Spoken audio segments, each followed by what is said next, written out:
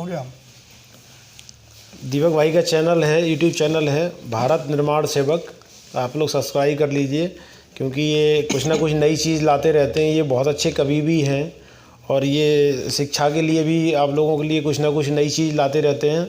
तो आपको काफ़ी फ़ायदा होगा इसको अगर आप सब्सक्राइब करते हैं तो।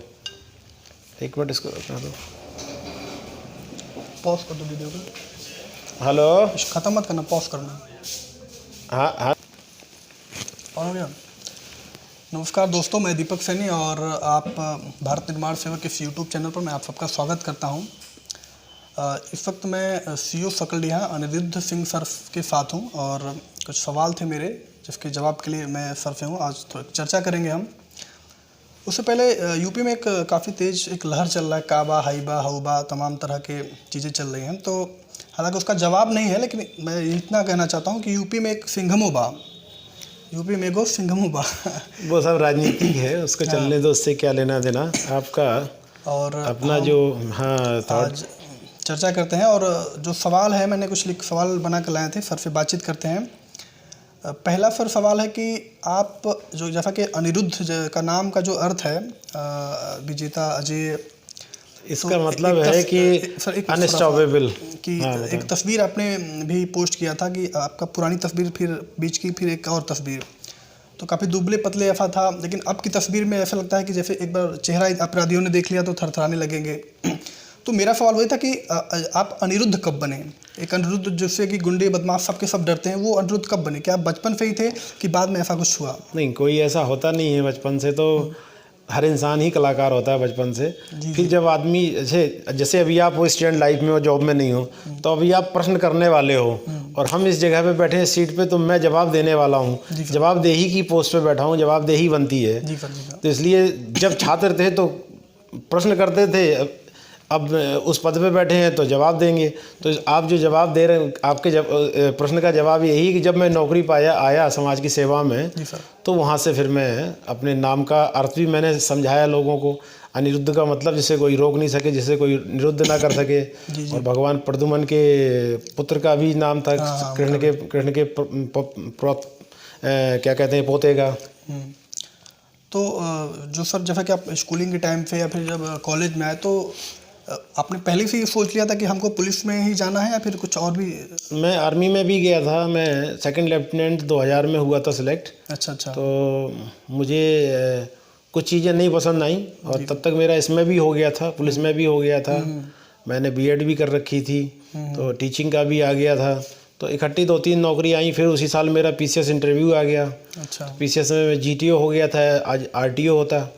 तो फिर सारी और ऑल ओवर चीज़ों को अपना मैंने काम करने का तरीका, जैसे मेरा अपना जीवन अपने से समझा कि मुझे कौन सी ज्वाइन करनी चाहिए जॉब। तो मैंने फिर पुलिस को बेहतर समझा कि हम ज़्यादा लोगों तक पहुंच सकते हैं। आर्मी में पहुंच के क्या आता था, सिर्फ बॉर्डर पे रहते, बॉर्डर पे सिर्फ टेररिस्ट वाली या अगेंस्ट इंडिया की उसमें रहते। लेकिन इसमें हम दिन भर लोगों को आप मदद कर सकते हो, लोगों के साथ न्याय कर सकते हो। जी।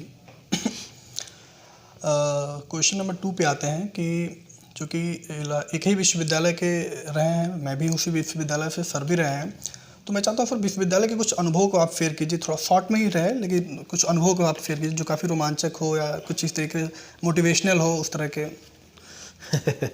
स्टूडेंट लाइफ में मोटिवेशनल कम होते हैं, खुराफाती ज़्यादा होते हैं। वो तो है सर। तो खुराफाती का एक किस्सा सुनाऊं कि एक लड़की की स्कूटी पे आई लव यू लिख के चिपका देता, तो बहुत परेशान थी। एक दिन उसने मुझसे कहा कि सर इससे मेरा कैसे पीछा छूटे। तो हमने छूट जाएगा, मैं कल तुम्हें बताऊंगा इसका उपाय क्लास में। तो मैंने कुछ उससे गुफ्तगू की, तो वो फ्रस्ट्रेट हो गया उससे। और हम लोग इकोनॉमिक्स में कभी देखोगे थिएटर के सामने 3 सीढ़ियाँ हैं ऐसी बड़ी बड़ी। नई हीरो रेंजर साइकिल से लाता था, वो लड़की स्कूटी से आती थी।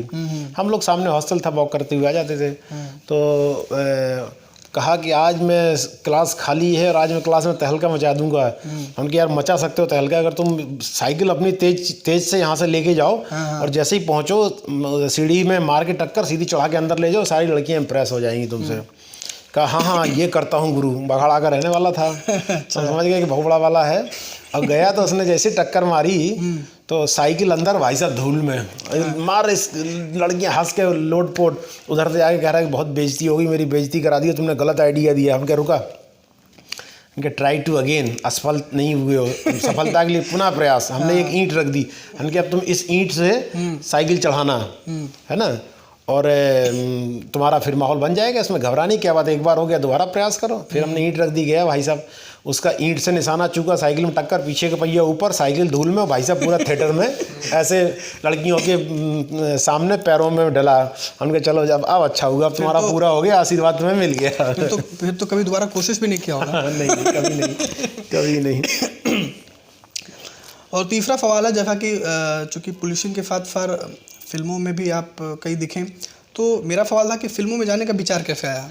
कोई विचार नहीं था, एक इंसिडेंट था, एक्सीडेंट था, जो भी समझ लो। बनारस में शूटिंग हो रही थी, तो पब्लिक को थोड़ा कंट्रोल करने के लिए, जी सर, फिल्म वालों को दिक्कत हो रही थी, तो उन्होंने हमको बुलवाया, तो मैं आया, तो वो सारी चीज़ मैनेज हो गई। तो वो जैसे होता ना कि थोड़ा यूनिफॉर्म पहनने का हमको शौक है, एक अलग तरीके से यूनिफॉर्म पहनता हूँ, थोड़ा गॉगल वॉगल लगा के चलता हूँ।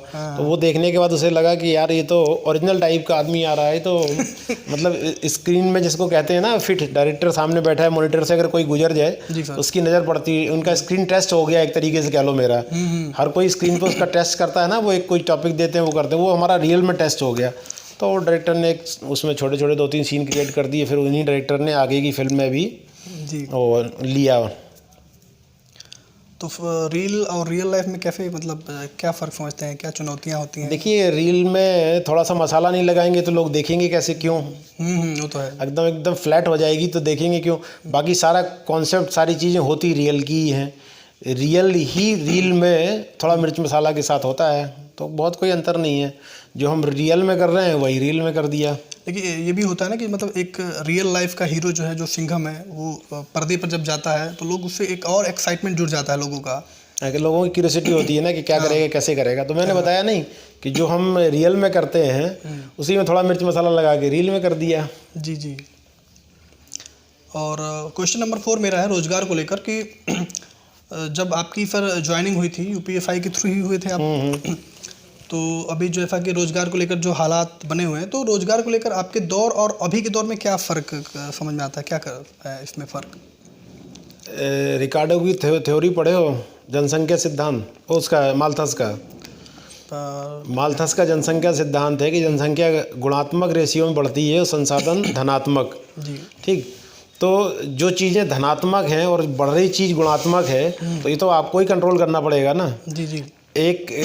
कोई भी देश, कितना भी बड़ा शक्तिशाली देश हो, एक ही लिमिट तक तो रोजगार दे सकता है ना। जी सर। तो बाकी जब पॉपुलेशन कंट्रोल नहीं होगी तो रोजगार कहाँ से आएंगे, कौन दे सकता है? कब तक कोई भी दे झूठ आश्वासन ही देगा। हमें अपने ऑफिस में अगर 4 कर्मचारियों की ज़रूरत है, ठीक, अब हमारे यहाँ है आ जाए 25 के, हमें दे दो, तो हम 4 को ही तो दे पाएंगे ना। जी सर। जितना हम उनको सैलरी भी तो दे सकें। तो सारी चीज़ पॉपुलेशन से जुड़ी, जितनी पॉपुलेशन बढ़ती जाएगी उतनी बेरोजगारी बढ़ती जाएगी, संसाधन सीमित हैं, नौकरियां सीमित हैं, तो उसके हिसाब से आज का चैलेंज ज़्यादा है। हमारा 21 साल पहले पॉपुलेशन कहाँ थी, आज पॉपुलेशन कहाँ हो गई है, डेढ़ पार करने वाली है। तो हाँ, वो तो है, लेकिन जो जैसे कि काफ़ी शिक्षित बेरोजगारी भी देखे तो काफ़ी ज़्यादा है अपने इंडिया में। वो इसीलिए है ना कि कहाँ से लाओगे, अगर कहीं स्कूल में छोटे-छोटे ग्रुप डी के एग्जाम में भी पीएचडी स्कॉलर बैठ जा रहे हैं, उसके पीछे कारण यही है ना। पीएचडी करके आपको लेक्चरर बनना है, अब वहाँ है ही नहीं वैकेंसी। जब टीचर रिटायर होंगे तभी तो बनेगा, 100 रिटायर होंगे तो 100 बनेंगे, और बैठने वाले 10 लाख। तो सारा तो जुड़ा हुआ होल थिंग तो पॉपुलेशन है ना सबका। आके अंत में तो पॉपुलेशन निकल रहा है ना। हाँ, पॉपुलेशन एक्सप्लोजन तो एक है, उसका रीजन बहुत बड़ा रीजन है। और अपराध पे हम आते हैं, क्वेश्चन नंबर 5 जो कि मेरा है कि अपराध के रोकथाम के लिए पुलिस को कैसे काम करना चाहिए? जैसा कि जिस तरीके का आपका रिकॉर्ड रहा है, आप जिस भी क्षेत्र में जाते हैं, जिस एरिया में जाते हैं, तो क्राइम ऑटोमेटिक अपने आप को 0 पा जाता है। लेकिन तमाम तरह के जो दूसरे क्षेत्र हैं जहाँ पे अपराध होते हैं, तो पुलिस को किस तरह से उसको हैंडल करना चाहिए ताकि अपराध को हम कम नियंत्रण कर सकें? देखिए, अपराध के बहुत अलग अलग तरीके हैं, है ना। कहीं आर्थिक अपराध है, कहीं सामाजिक अपराध है, कहीं आजकल सोशल साइट के अपराध हो गए हैं, आईटी अपराध हो गए हैं।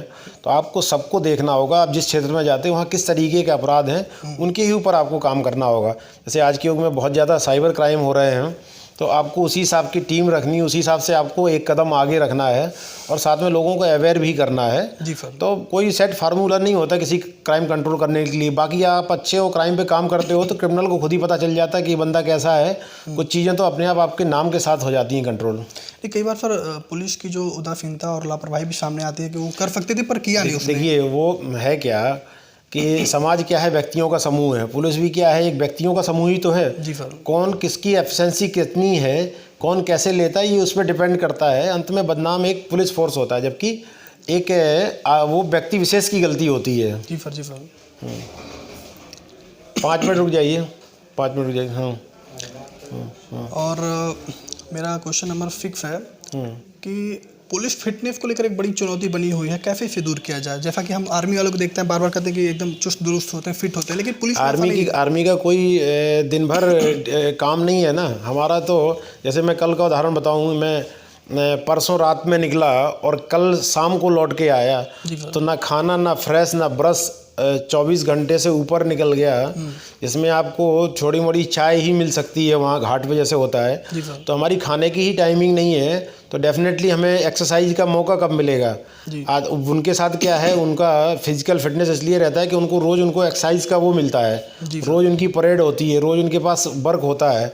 और यहाँ क्या होता है कि सुबह उठे आदमी जल्दी से खाए, किसी तरह भागे ड्यूटी, दिन भर ड्यूटी करके उसको रात 2 बजे आना है, तो पेट नहीं निकलेगा, उसका क्या होगा? अगर काम के घंटे होंगे, जब धीरे धीरे पुलिस फोर्स बढ़ जाएगी और आदमी अपने उस पर ध्यान देगा तो चीज़ें चेंज होंगी। जैसे हमारा ही है, जिम करने का कोई उद्देश्य नहीं है, हमको देखा देखी बहुत लोग करने लगे, पुलिस वाले जिम टाइम निकालने लगे। तो पुलिस में टाइम नहीं मिलता है ना, निकालना पड़ता है। तो सर ये जो फिटनेस चैलेंज है कि नहीं, इसे स्वीकार कर रहे हैं? बहुत ज़्यादा है, चैलेंज क्यों नहीं है, बहुत ज़्यादा है। आप दिन भर बेल्ट लगाए हो, देख रहे हो, हम दिन भर बेल्ट लगाए, दिन भर बूट पहन के घूम रहे हैं। अभी जैसा कि खाने की टाइमिंग नहीं है। सबसे खराब तो आधी पुलिस को गैस की प्रॉब्लम होती है, एड़ियों की प्रॉब्लम हो जाती है, क्योंकि दिन भर जूते पहने घूमते रहते हैं या खड़े रहते हैं और बेल्ट बंधी रहती है। जी सर। तो ये बहुत समस्या का कारण होता है। अभी प्रधानमंत्री जी ने फिट इंडिया मूवमेंट भी चलाया था इस चीज़ को लेकर।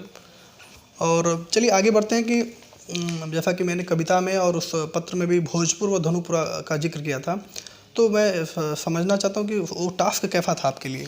देखो, बहुत ऐसा टास्क था कि जहाँ 200 साल से यही क्राइम होता आ रहा हो। जी सर। और बहुत लोगों ने प्रयास किया और नहीं बदला, और मेरे से बदल गया, क्यों? उसके पीछे कारण है। आपको बहुत ईमानदारी से कुछ काम करने पड़ेंगे, तभी आप चेंज कर सकते हो। ठीक। अगर 1857 के विद्रोह से ही अगर देश आज़ाद होता तो गांधी जी की ज़रूरत नहीं थी। तो हमने वो सब चीज़ों को समझा, उनका सामाजिक ताना बाना समझा, क्या प्रॉब्लम है, और अगर इनको हम बंद करा देंगे तो हमें देंगे क्या खाने को? जैसे लूट करते हुए मारे गए उनकी विधवाएं हैं, तो वो क्या करेंगी? फिर दूसरे गलत धंधे में लग जाएंगी। अगर अभी ये कर रही फिर दूसरा धंधा करने लगेंगी। तो सारी चीज़ को समझ के फिर हमने दोस्तों से बात किया। हमारे सारे अच्छे दोस्तों ने बहुत मदद की। लगभग हम उन लोगों ने 10-12 लाख खर्चा किया, तो साइकिलें दिलाने से, सिलाई मशीन दिलाने से, सारी चीज़। डिपार्टमेंट के लोग हो या फिर किसी? नहीं, सिर्फ हमारे दोस्तों ने, कोई डिपार्टमेंट का नहीं उसमें। अच्छा। कोई नहीं डिपार्टमेंट का। हमारे दोस्त इंजीनियर, डॉक्टर जितने भी हैं साथ से पढ़े हुए, प्रयागराज, जौनपुर और मऊ, सब जगह के दोस्तों ने व्यक्तिगत हेल्प किया, तब जाके वो मैंने परिवर्तन किया। बल्कि डीएम साहब वहाँ बहुत अच्छे थे, तो डीएम साहब से हमने उस गांव में सार्वजनिक शौचालय, विवाह घर, बारात घर, वो सब दिलवाए। खेल मैदान भी उन्होंने तैयार करा के दिया, वो सारी चीज़ें, ताकि वो खेल में भी बच्चे लगे रहते हैं आज के टाइम में। नहीं, इसीलिए सर मैंने इसका जिक्र किया ना कि एक बहुत बड़ा टास्क था, और उसके आपने समझा। अगर एक दूसरे पुलिस वाले की तरफ से अगर वही बात आपने कहा ना कि उसको भी मारपीट के जेल में बंद कर देते तो कोई उसका बंद हो ही रहे थे, सालों से बंद हो रहा है। 200-250 औरतों के ऊपर मुकदमे दर्ज हैं। आदमी डकैती डालते हैं। 32 आज भी जेलों में बंद हैं, 32 आदमी। अभी जैसे परसों मेरे पास सूचना आई थी कि कुछ कलकत्ता में डकैती डालते पकड़े गए हैं। अच्छा। उसमें एक या दो उस गाँव के भी निकले हैं जो बाहर रहते थे, मतलब हैं, लेकिन मूल निवासी उसी गांव के हैं। अच्छा। तो वो कुछ देवरिया, एक जगह है दिव्यापुर, इटावा, वहाँ कुछ जयपुर रहते हैं, तो वो अभी भी वो काम कर रहे हैं। अच्छा। और इन लोगों को कोशिश करते हैं, बरगलाते हैं। तो बहुत बड़ी समाज में ये एक तरीके से कुरीति समझ लो है। जी सर। तो उनको जाति का दर्जा भी नहीं था, वो माइग्रेटेड राजस्थानी हैं, ब्रिटिश ब्रिटिश भारत में वो वहाँ से माइग्रेट होके आए हैं। अच्छा अच्छा। तो आप हटाओगे तो बदले में कुछ देना पड़ेगा ना। तो हमने तो सिक्योरिटी गार्ड से लेके ई रिक्शा निकलवाने से लेके टेम्पू भैंस बकरी लोन कराने से लेके घर दिलवाने से लेके समूह में महिलाओं को जोड़ के सिलाई कराने से लेके सारे उनको काम कराए। भट्ठा ईंट भट्टा पे काम पे लगाना कि वो इज्जत की खाएं सोएं, अपराध की नहीं करें। तो इतना करना पड़ेगा आपको ना। नहीं, बहुत ज़रूरी भी था फिर इसके लिए जो कि धन्यवाद आपको। और क्वेश्चन मेरा फिर है कि सोशल मीडिया पे पुलिस अधिकारियों की जो सक्रियता बढ़ी, जो अपनी पर्सनल लाइफ को, अपनी जो सोशल लाइफ जो भी है, तो उसको किस तरह बदलाव के रूप में देखते हैं कि उससे लोग अन्य लोग क्या फिर, क्योंकि पहले क्या था कि पुलिस की लाइफ कैसी होती है, पुलिस की अपनी व्यक्तित्व कैसा होता है, वो कैसा है। तो इन तमाम चीज़ों को जब हम सोशल मीडिया पे जुड़ गए तो क्या कि डेली की हमारी जो एक्टिविटी है और ड्यूटी पीरियड का जो है, ड्यूटी पीरियड का जो लाइफ है, उसको हम सोशल मीडिया पे डालते रहते हैं।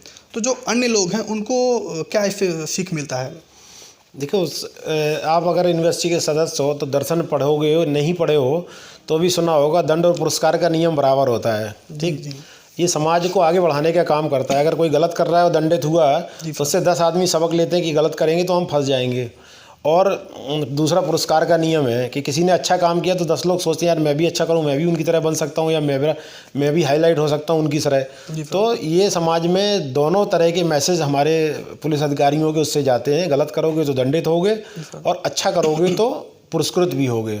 जैसे वही मैंने शुरू में कहा था ना कि अन्य पुलिस अधिकारियों के साथ जैसे होता है ना कि लोग डरते हैं, मिलना नहीं चाहते हैं, बोलते हैं अरे उतने बड़े अधिकारी कैसे मिलेंगे। लेकिन एक सहजता के साथ हम आपके पास आए और मिले और आपसे बातचीत भी कर रहे हैं। ये इसमें सोशल मीडिया का भी एक बहुत बड़ा रोल है, क्योंकि देखो एक शेर है और दूसरी चीज़ कि हमारा डर क्रिमिनल को होना चाहिए, आम इंसान को नहीं। आम इंसान तो हमारा दोस्त होना चाहिए। जी सर। ठीक, और एक हम इंसान हैं, इंसान में इंसान ही बने रहे, उससे ऊपर अतिमानव नहीं बन जाए। एक शेर है, हुआबे बहर को देखो किस कदर सर उठाता है, तकब्बर बुरी सह है पल में टूट जाता है। तो समुंदर के झाग से जब बुलबुला उठता है तो वो सोचता है कि समुंदर से ऊपर है और उसका जीवन 2-3 सेकंड का होता है, समाप्त हो जाता है।